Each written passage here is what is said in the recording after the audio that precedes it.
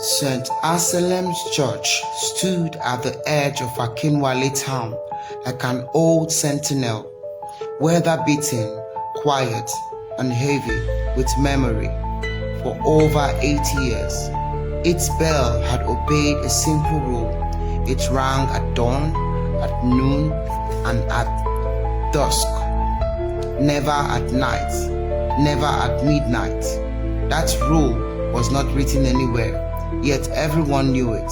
So when the bell rang at exactly 12 o'clock on a humid Thursday night, it tore through the town like a scream. People woke up gasping, dogs howled, a generator sputtered and died somewhere down the road.